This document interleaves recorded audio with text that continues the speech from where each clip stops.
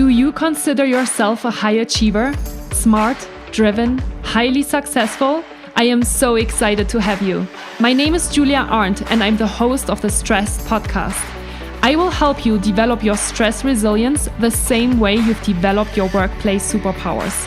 Learn peak performance tools to thrive at work and in your personal life.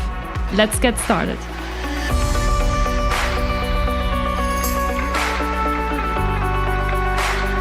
Hi everybody and welcome back to Stressed. I am really excited to welcome my next podcast guest to the show today.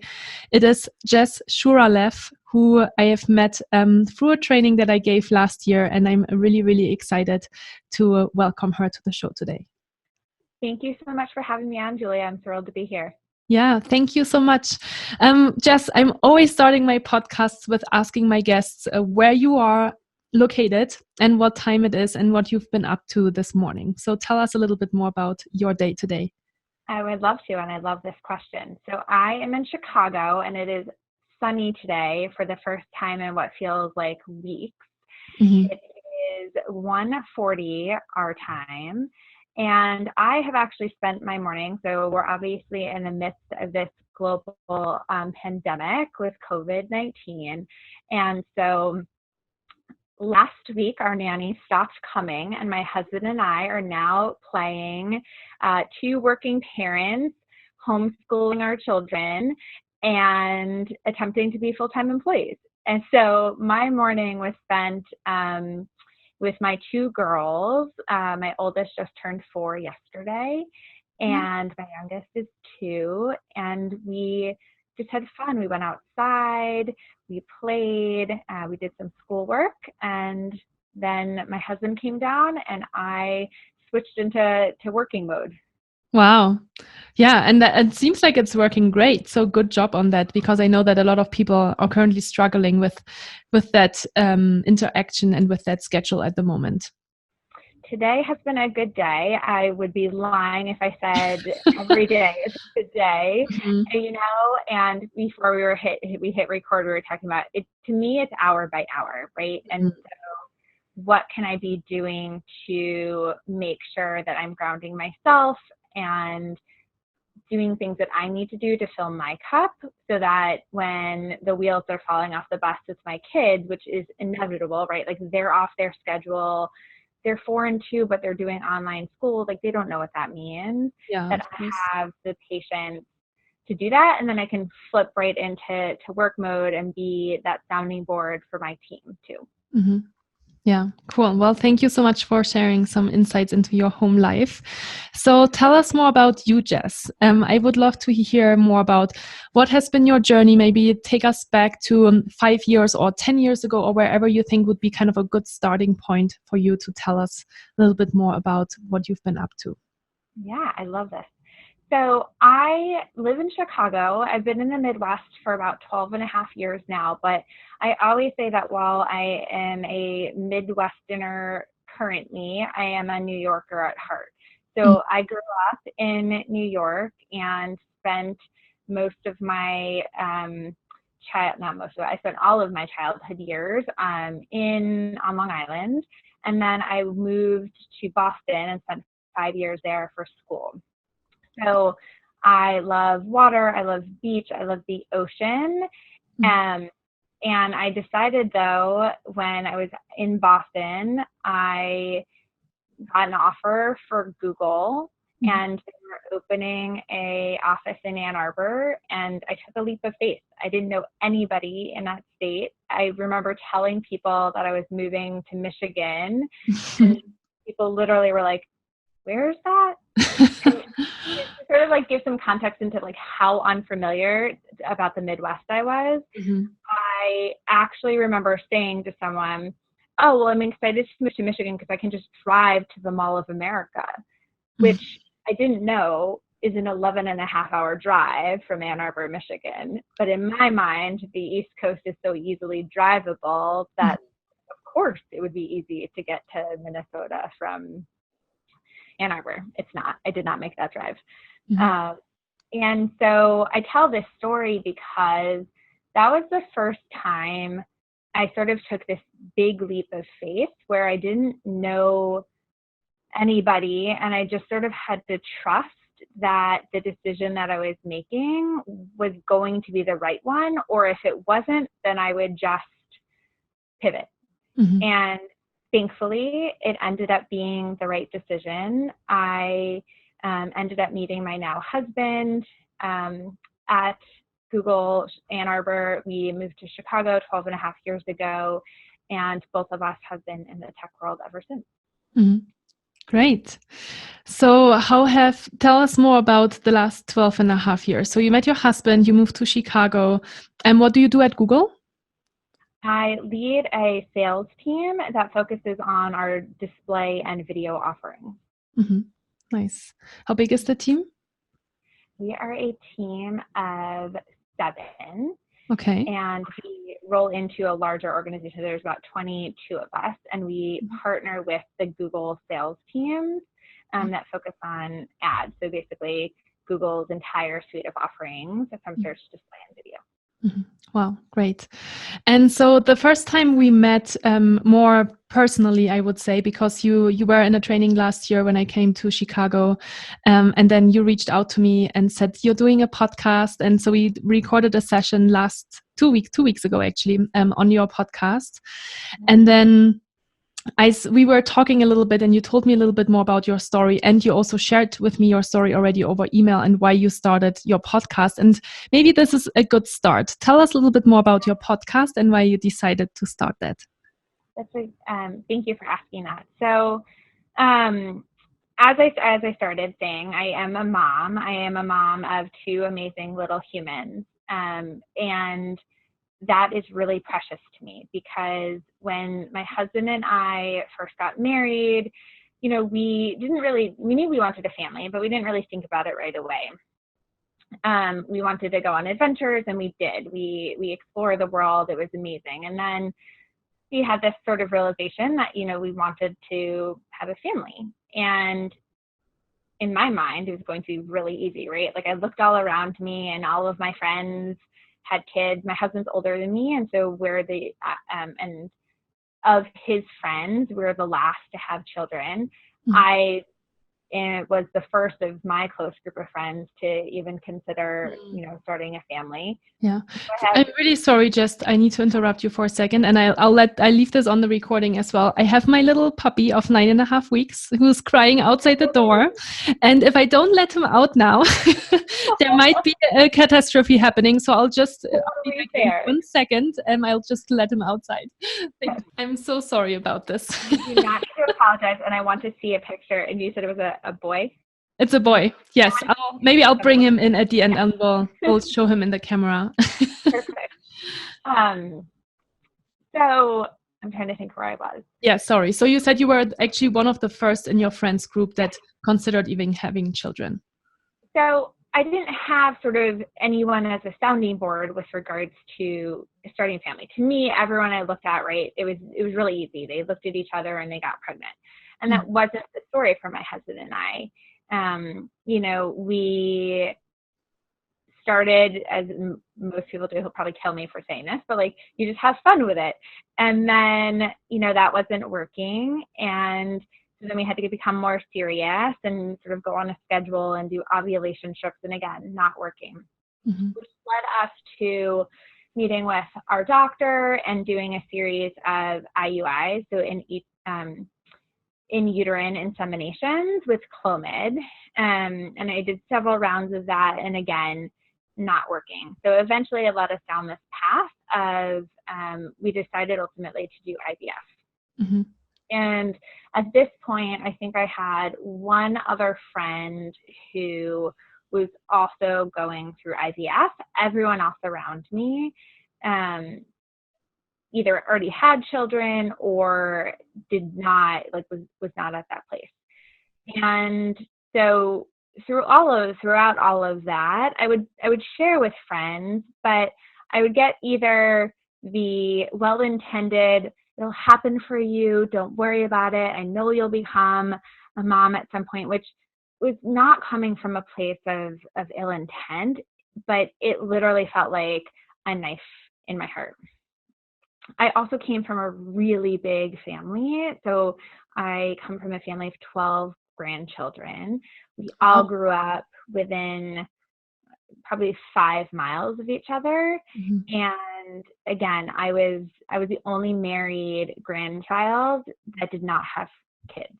And so I was getting these signals from society, right? And all different, from friends, from family, and all well intent, but inside I was sort of crumbling in that I wanted this so bad, but my body wasn't doing what you wanted it to do. Exactly. Like what Right?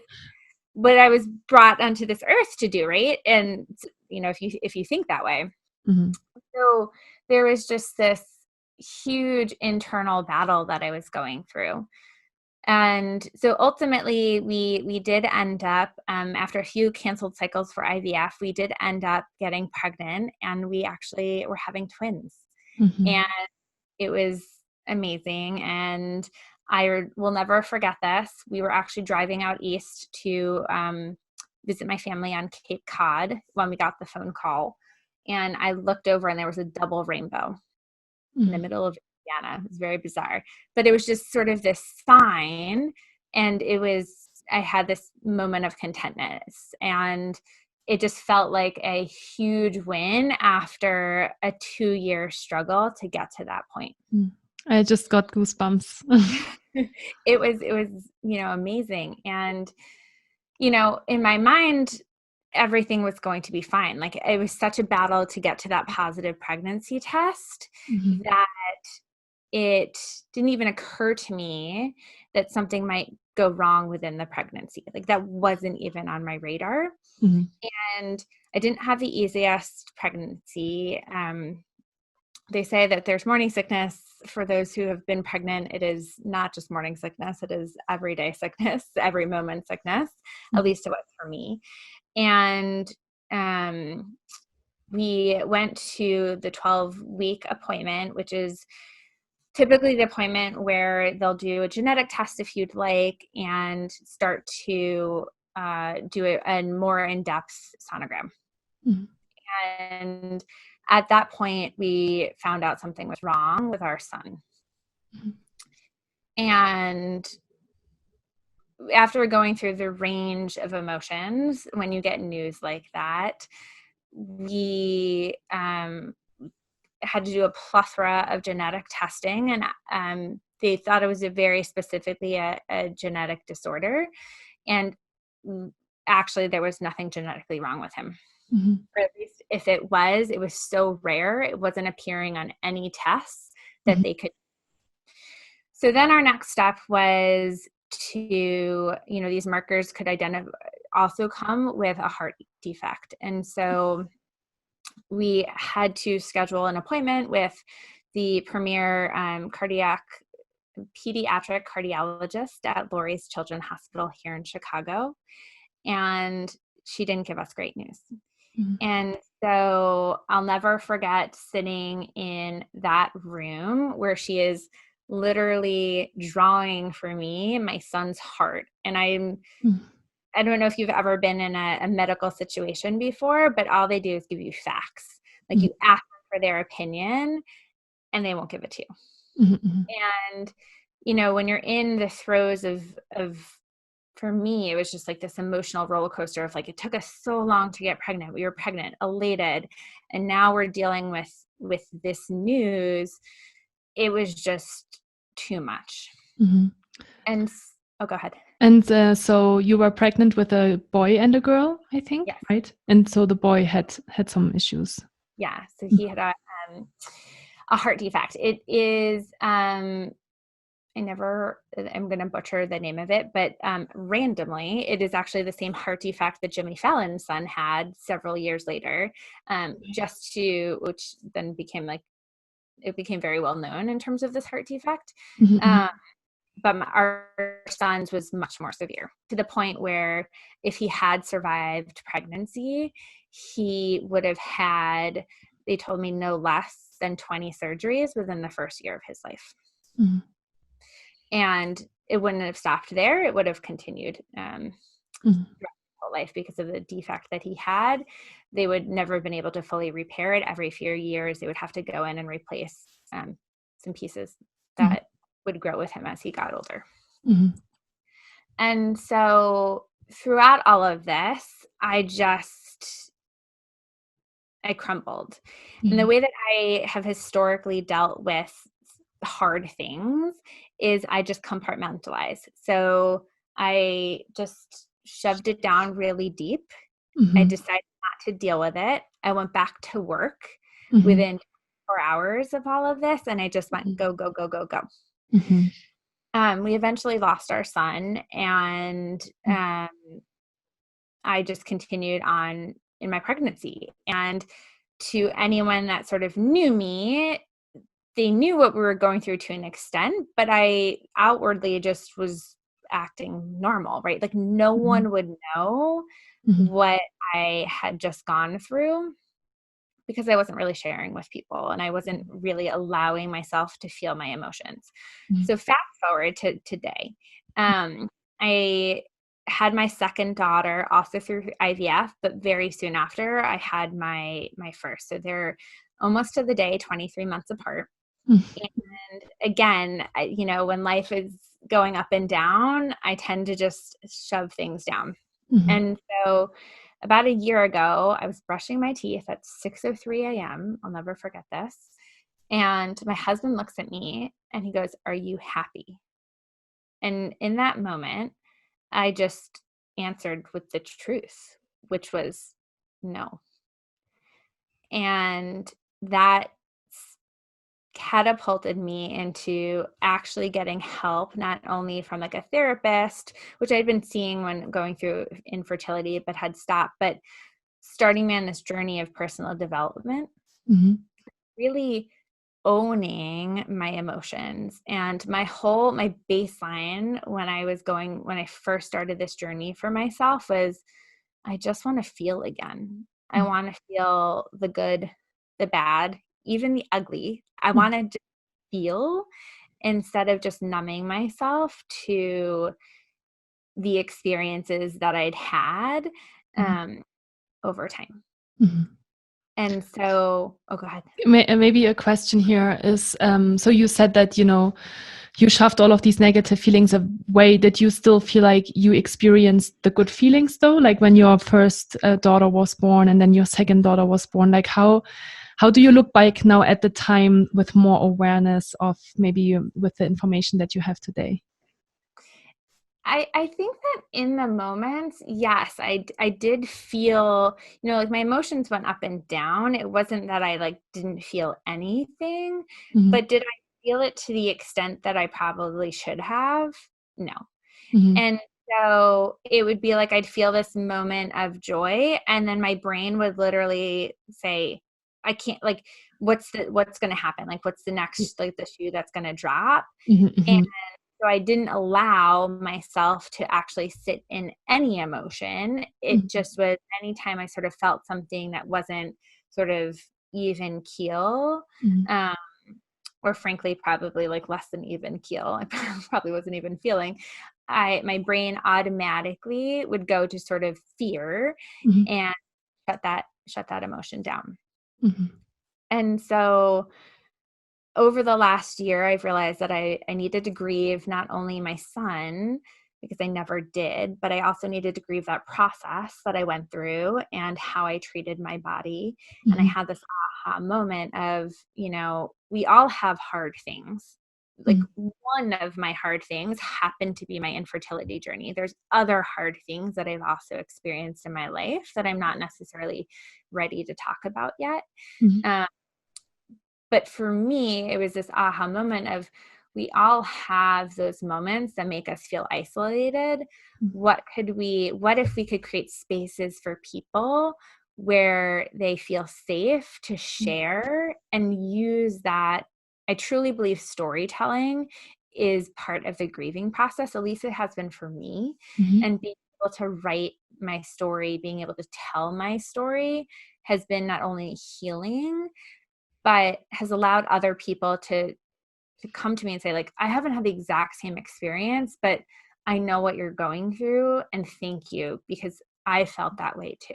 Mm-hmm. Yeah. And that's the reason why you started your podcast, right? Yes, exactly why. Tell us more about who you're interviewing on the podcast and what the intent is with the podcast. So the intent of the podcast is really a platform where we can have safe conversations about hard things. Mm-hmm. And that could be, for someone, a hard thing might be just they found out they were pregnant and they weren't super excited, or they had a traumatic childhood experience, or they went through cancer, or someone who is going to be on the podcast upcoming talks about how she's gone alcohol free for the last year, but how she actually hasn't talked about it because she doesn't want that social stigma around her decision. She doesn't want the judgment around it.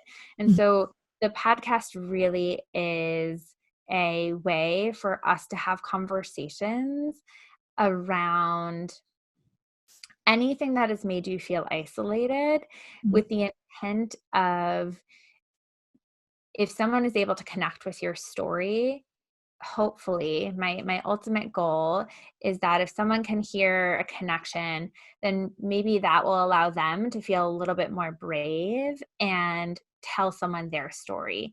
And then we can create this snowball effect of more vulnerability, more empathy. Because ultimately, what I realized with my experience is I was a pretty judgmental person. And it feels weird admitting that now, but I was. I And totally was too. I think it's great that you admit it, and I've never thought about it this way, I think, but I totally was too. Yeah. And I think this is terrible to say, but I think I hid it behind this, like, well, I'm from New York, and like, that's just the way New Yorkers are. And what my experience with infertility taught me is you literally never know what anyone is going through at any given moment. And so when someone's short or curt or, reacting to you in a certain way, it's 9 times out of 10 not what you are thinking the reaction is, right? Like, that's your belief of how they're reacting to you. And so it taught me to pause and really just recognize that they're them in that moment, and that's okay. And I don't know what caused their reaction, and I'm probably never going to know, but it allows me to react with more empathy than I ever have before in my life. Yeah. Okay, so this is all really exciting and interesting, and I want to go back a little bit to your story and to that process, because the first thing that's striking me is, okay, so you went through all of this, and actually just last year, so when your second daughter was 1 year old, had you that realization from this like really simple question that your husband asked you? Like, what happened in that moment? Can you describe that a little bit more of, okay, he asked you if you're happy, and then what happened that all of a sudden everything came up? Yeah, so he asked me if I was happy, and I have the toothbrush in my mouth, and I'm like, no. And it just caused me to pause. And I think it was the first time in, I don't want to say ever, but in a very long time that I was honest with him and honest with myself. And I think that's the most important part. I was honest with myself for the first time that I actually wasn't happy. And it scared me enough to recognize that I got help. And so I found a program, and it allowed me to connect with other like-minded women, and it allowed me to realize that I was playing victim in a lot of ways, and I was allowing the circumstances of infertility and being a mom of 2 young kids and just being a mom in general right now in society. There's a lot of things that culture dictates of, like, quote unquote, how you should be. And falling victim to all of that. And I wanted to change that cycle, and I couldn't without help. And so it took a lot of convincing, because like I made this decision that I was like, I need help. I found a few different paths that I wanted to go on. And my husband was like, that's a lot of money. And like, do you really need this? And, you know, can't you just like keep going? And I could have, right? Like I could have, like I said, I'm the type of person, I'm type A, I'm a recovering perfectionist. Like I could have just kept going and life would have been fine, but it would have been fine. And now my life is so much better than fine. And when I say fine, it doesn't mean it's like perfect all the time. My life is far from perfect.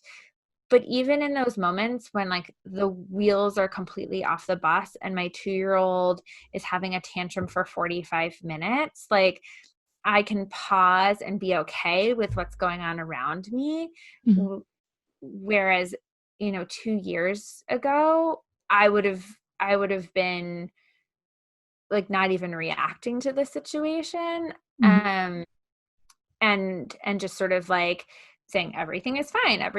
Like my life is perfect. And it wasn't. And the other question that I have that I'm really curious about is, was your husband intentional about asking you if you're happy, or was that more like a, are you happy kind of question? And then it just kind of triggered you in a different way than maybe he even expected you to react? That's a really good question. I've actually never asked him if he purposefully asked me it or not, but it's funny because we talk about this a lot. So we have very different communication styles. I actually have probably more of a quote unquote male communication style. I'm very direct to the point. I don't need and or want like the whole context. My husband is very different. Like he would have a quote unquote feminine communication style where he needs like the full story. When he tells the story, it's like 15 minutes long. Which is great, right? We're yin and yang that way. And so I also grew up, I grew up in a very loving family, a very big family. There was no lack of love and support, but it was never modeled for me appropriate communication when it comes to hard things. So we still don't talk about difficult things in my family. And I truly believe that's one of the reasons why I'm so good at compartmentalizing. It was never encouraged. It was never rewarded, and nor was it ever modeled for me. And now my husband like needs to talk about his feelings all the time. He's an external processor and I'm definitely an internal processor. And so he has this wonderful but annoying tendency to sort of like recognize when something's wrong and put me on it. And typically like that's a trigger for me. Typically I blow up. And for some reason that morning, it didn't trigger me. It actually triggered me to be honest. And I don't know why, but I'm so glad that it did because my life has never been the same. Yeah, it's a really beautiful story. And I'm going to link your, I think you wrote an article on Medium. And that's what you sent to me when you told me about your podcast. And I read it and I thought it was really powerful. It was really detailed. And it was just this really like snapshot of like 5 minutes kind of waiting for the train to go on to work. And how you saw the reflection of yourself in the window. And I really highly recommend people to read this. I thought it was really beautiful. And I'm really grateful that you're sharing your story, because when we then got to connect 2 weeks ago, I said to you, I'm so happy that you're talking about this so openly, because you're not the only person that I have met as a stress management trainer that has told me about infertility and losing babies. And a lot of women and a lot of my clients, or also just friends, have struggled with these stories. And there's a lot of stigma around it, and there's also a lot of loneliness, I think, around it, because just to give an example, I have a client who had a baby as well, and then she got pregnant again, and she was really excited about it because they were trying and they wanted to have a second baby. And I think after 8 or 9 weeks, she lost the baby. And slash, she didn't even lose it right then yet, but the baby died in her belly, and she had to make a decision of if she, how she's going to remove it from her body. And she didn't tell me the story until 3 or 4 months later, after she kind of went through the process. And there was so much guilt when I talked to her for the first time about, maybe she worked too much, or maybe she had a glass of alcohol and that caused it, right? There were like all these big questions on her mind of, what did I do to cause this? And I felt so sorry. And I told her, hey, you're not the first person you're telling me this. I had another client who had a very similar story, actually. And sometimes it's just the nature of things that, sometimes these things happen. I don't know I'm actually curious. Maybe that's a good question for you. What are you saying to people now when they come to you and say, I've had an experience like that? Like, what would you advise them? So first of all, I can't agree with you more that there's inherently a guilt and shame. Again, I can only speak for myself and my own experience, but there is a guilt and a shame when it comes to infertility. And I think that takes a lot of different forms. I think that, going back to what I said earlier, right, if you believe in this and you believe that women are meant to carry babies, and you're not able to do it, that quote unquote the right way, no one can see me, but I'm doing air quotes, then I think there's this, just at least for me, there was this shame in the fact that my body wasn't doing what it was supposed to be doing. Mm-hmm. And the guilt that came around that, the guilt that then came with the decision that my husband and I made with regards to our son, and the shame around that was just terrible. Mm-hmm. And so I think, I think for the infertility in particular, but I don't think it's just infertility. I think it's generally hard things. I think there's just several reasons why people don't tell other people. I think a lot has to do with fear of judgment, mm-hmm. fear of how someone's going to react, mm-hmm. Because you know how someone's going to react. And I think there's a lot of that when it comes to infertility in particular. So when people come to me now, I actually try not to say like, I'm so sorry that you've gone through that, unless I know them well enough to know that that's the reaction that they're looking for. Mm-hmm. I typically just say like, thank you for sharing. That's so hard to do. Mm-hmm. What do you need, right? Like, do you need an ear? Do you need a shoulder? Do you want to have a conversation? Mm-hmm. And I don't know if I'm handling it the right way mm-hmm. at all, but I think that with infertility in particular, everyone's experience is so uniquely their own that even if I wanted to share like someone shares with me and then I'm like, oh, well, let me share mine. Like, mm-hmm. it's not the right moment, and that's okay. Mm-hmm. And I'm just grateful that, they felt comfortable enough to share, because that's so, so hard to do. Mm-hmm. Yeah.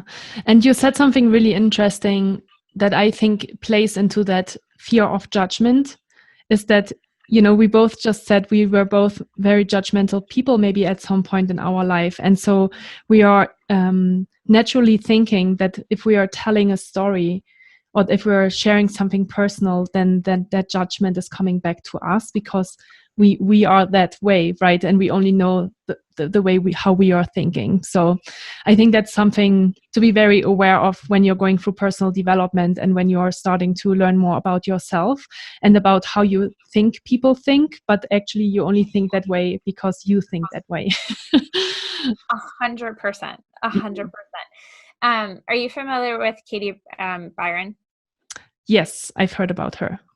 So I'm not I'm not like solely in her camp, and it's taken me a very long time to get to this, but she has a judge your neighbor worksheet. And it's like the 3 B's: your belief, my belief, and God, universe, however you want to think about that belief. Mm-hmm. And that has really helped me wrap my head around sort of judgment, but 100%, like I have to, even now, especially with my husband, he's my biggest trigger. Mm-hmm. Probably like my kids are my second. Yeah. I have to constantly be checking myself to say like, wait, like, is that my reaction? Is that my belief or his belief? Or am I projecting something Mm-hmm. onto him? Mm-hmm. Yeah, absolutely. And I'm curious, and I'm sure the listeners now are curious as well. So you said that you started this process 1 year ago. You said you really learned a lot about personal development. You didn't just do therapy. What is maybe one thing? I don't know if you can identify one thing, but maybe there's one thing that really helped you shift your mindset around this, or really helped you through this time to open up. Like what is maybe one thing that really made a shift for you? I think that my biggest shift has been moving from victim to feeling empowered about my life. So thinking about like things are not just happening to me. I have a say in how I'm going to be reacting to things. And Mm-hmm. that's not always easy to do in the moment. Like I Mhm, can't sit here and say I'm perfect at that by any means. But I think the biggest shift for me has been, society tell us, or I believe society tells us that moms should sacrifice everything for mhm, their children. Wives should sacrifice everything for their husbands. And my biggest shift, and I grew up in actually a very strong female household. My mom, got her master's degree, paid for it all by herself. My grandfather didn't believe that women should go to college, and or actually like go to school at all, which is a whole nother can of worms. And so I grew up with like a very feminist mom, but even because of all that, I still sort of allowed society to tell me that like I needed to give everything for my family. And I think infertility exacerbated that. And so my biggest shift has been to recognize that in order to be the best mom, to be the best partner, to be the best employee, to be the best entrepreneur, I need to fill my own cup first. And I mhm, used to hate that term. Like I was like, what are people talking about? Like cups, like come on. But it's so true that if I'm not taking even 5 minutes to stretch or to move my body or to use my brain in a way that is good for me, then I'm useless to anybody else. mhm. Yeah.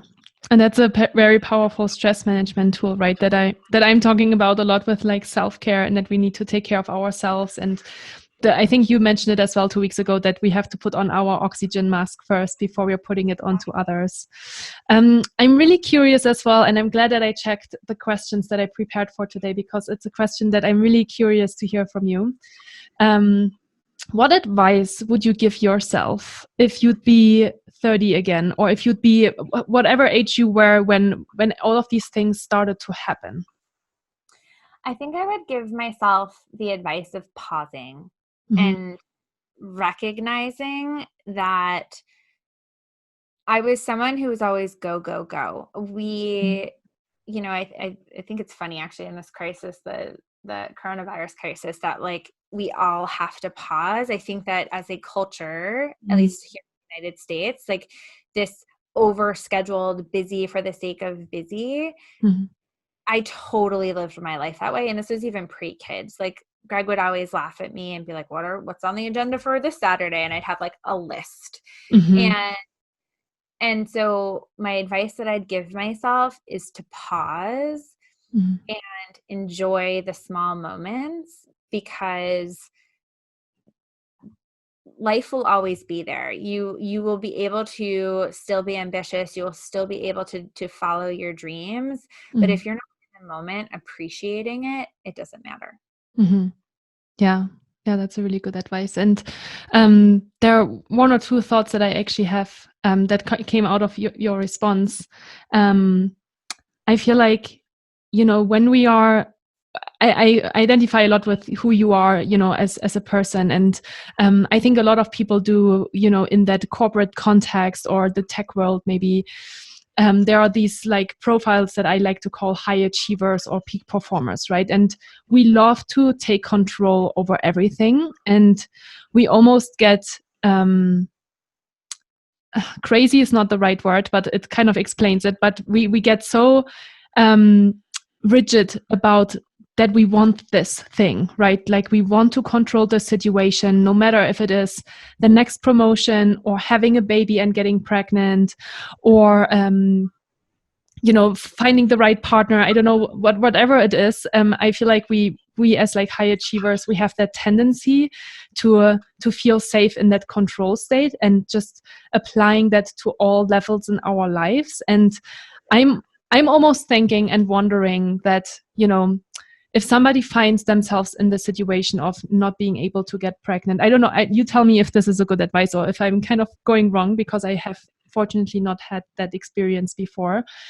But I'm almost thinking, we're getting so rigid and so control freaky about that one thing that we want so badly, that we're putting so much pressure and stress on ourselves that it's doing the exact opposite sometimes. So especially when we're trying to conceive and we're trying to have a baby, that pressure and those negative feelings are probably not really healthy in the process of anything, no matter if you want to have a baby or you want to have the next promotion. Because I feel like when we're starting to be in this like control state, then we oversee the little things that are really important to enjoy life, but also to actually bring us forward. 100%. And I remember even having conversations with my therapist as I was going through infertility, right? And I'm 100%, and I'm working on this, but I'm 100% that person. I think about the finish line, and it's like, how quickly can I get there, and in what is the most efficient way?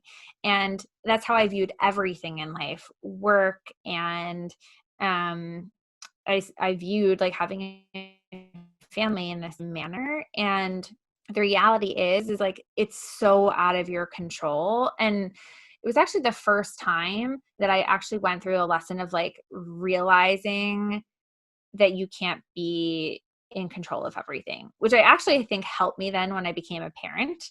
Because that is like most people say becoming a parent is like a true lesson in like realizing you have no control. Well, my first lesson in that was infertility. Mm-hmm. And I'm sure there are studies about this, and I'm sure that there's a ton of research behind it.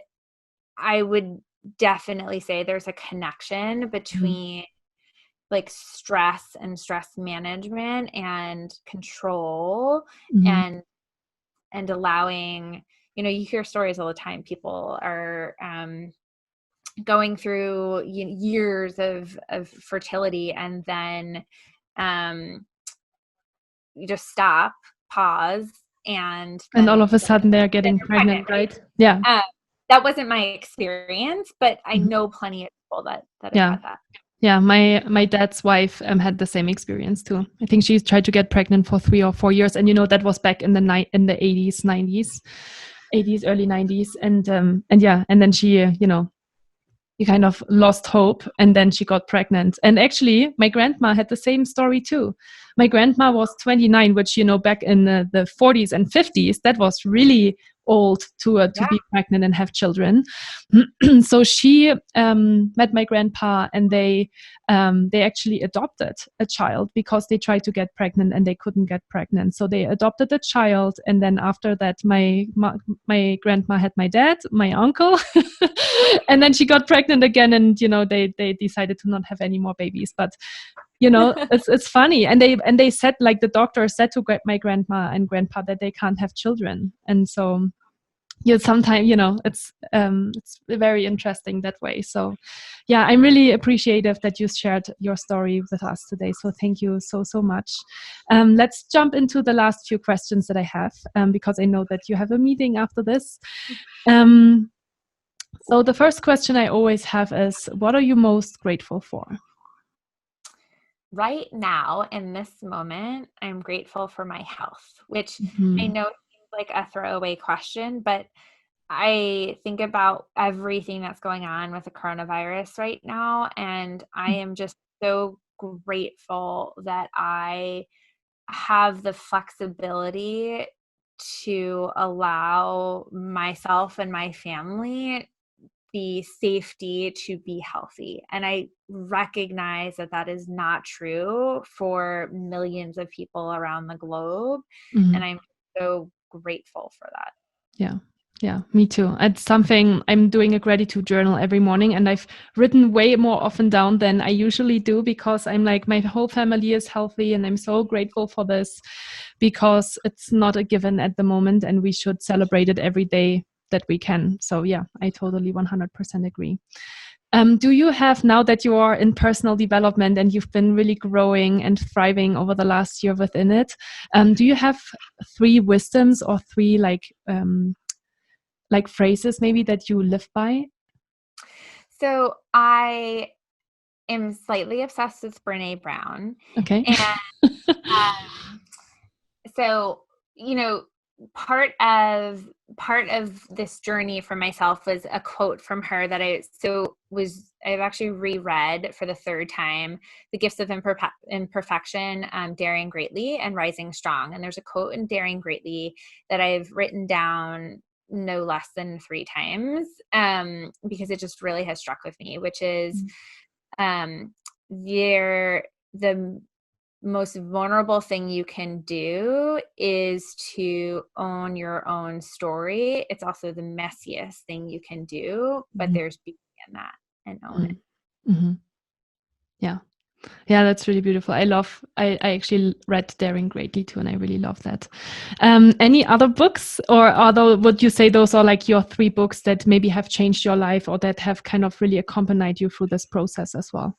It's funny because I first read the books actually when I was going through my infertility journey, and I was like, oh, this is really interesting, but I did nothing with it. And then I probably reread them, I don't know, maybe 3 years ago. And again, it was like, oh, this is really interesting. And then over the holidays, I decided to reread them all. And third time's a charm. And it really struck with me. The other book that I am in the middle of is Sarah North's, I hope I got her last name right, but the Don't Give an F. I think that what I'm drawn to right now are lots of messages around owning your truth and standing up for what you believe in and not letting others and their judgments get in your way. Very nice. Cool. I'll put that in the show notes as well. And so if people are interested to get in touch with you, how would be the best way to do that? Well, thank you for asking. So I just launched my podcast yesterday, which was my daughter's. Congratulations. That's exciting. So you can find it on all available podcast platforms. It is called This Is My Truth, by Jessica Shuraleff, and that's JESSI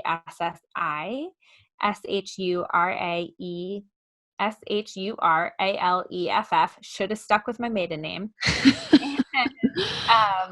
My website is myname.com. So again, that's JESSISHURALEF as in Frank, F as in Frank.com. Cool. Great. Well, I'd say the last thing that we have to do that's on our agenda is that I'm going to bring the puppy, because I just saw your dog in the background and it's a very similar one. So let me get her. Yes. So this is Kobe. Hi, Kobe. Oh my goodness. And he's so sweet. He's 9.5 weeks old, and he's a border collie, Australian Shepherd, and blue heeler mix. Oh my gosh. Well, mine, who you saw in the background, of course, is an Australian Shepherd. Yeah, I thought so. I saw her or his long hair. Yeah. Yeah. So I just caught him chewing one of my shoes when I got outside. I've been trying to put them all on top, but of like our stairs, and it's like literally I put one up and he just goes down to the shoe rack and like grabs the next one.